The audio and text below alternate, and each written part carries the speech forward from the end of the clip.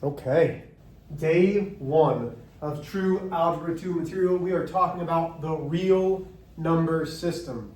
And trust me, in Algebra 2, you will learn about imaginary numbers as well. So right now, we really want to focus on real numbers. This is slightly confusing because I'm going to make a big old box here. And we're going to have two separate sides here. The first side over here are going to be called irrational numbers. Irrational numbers never come into this box. Irrational numbers are all by themselves over here, and we'll discuss that in a second. So inside of this left-hand box, we're going to start with something very tiny. And it is called natural numbers. Natural numbers are what you would expect a child to learn when they count.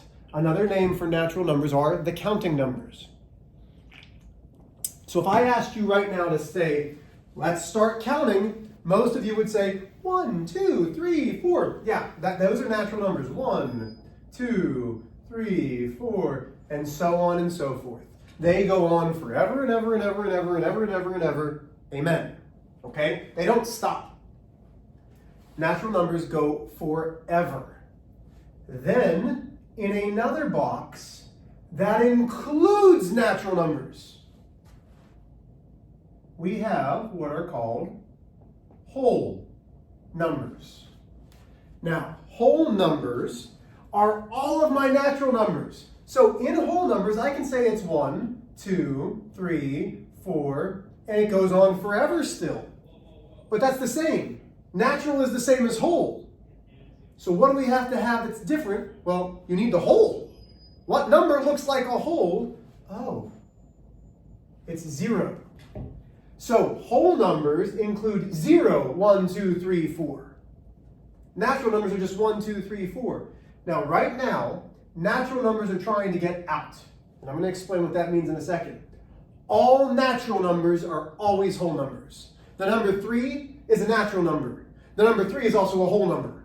You cannot think of a natural number that isn't a whole number. But I can think of a whole number that's not natural, and there's only one. 0 is a whole number. But 0 is not a natural number. Let's keep going then. Uh-oh, my box got skinny on that side. So we have natural numbers, we have whole numbers, and then we have what are called integers. Integers are whole numbers and their opposites. So once again, integers are 0, 1, 2, 3, 4, and so on. But if it's their opposites, it is also -1, -2, -3, -4, and it goes forever the opposite direction. So think about most number lines that you see.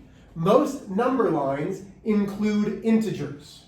So right now, this is where it gets a little tricky. All natural numbers are whole numbers. All natural numbers are integers. It goes out. We're trying to go this direction. Natural have to cross whole, have to cross integer, and have to cross this last one. But notice an integer doesn't have to go inside because a -4 isn't a natural number. Last but not least, we have rational numbers. Well, rational numbers are any fraction. 1/2, -7/23. What else would be a rational number? A decimal that ends. 111 thousandths.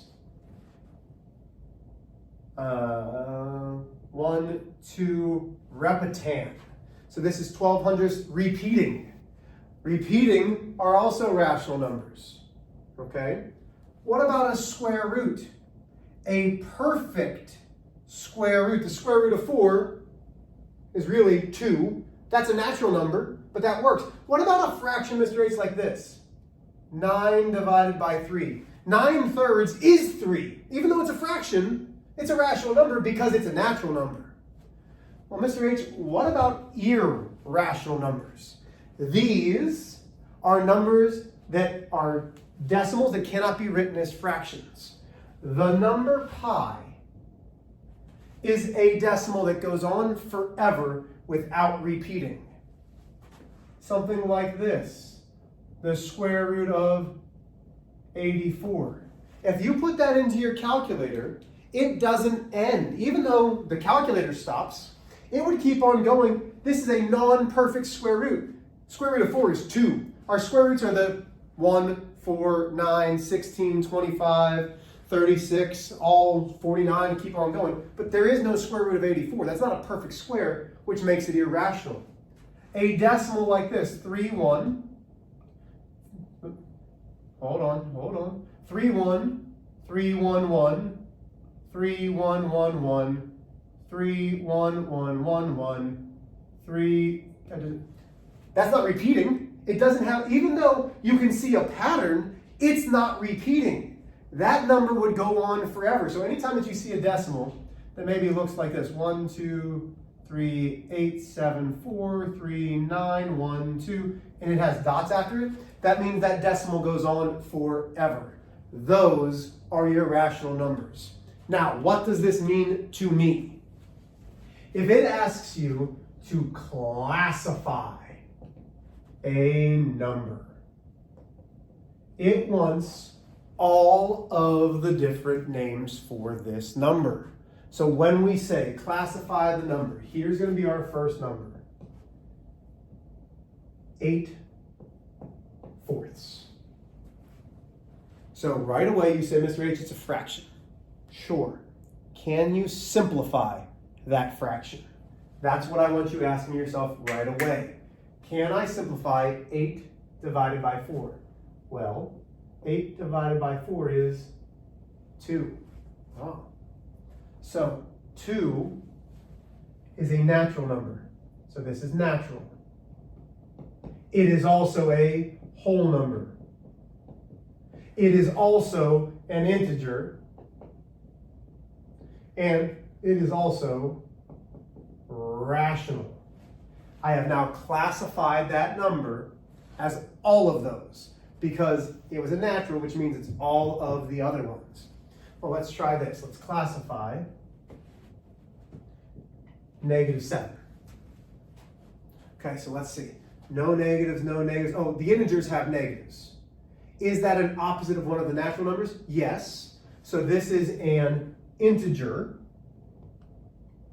Remember, it goes out, so if it's an integer, it's also a rational number.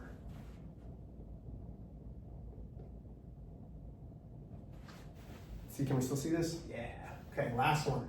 Let's say the square root of 13.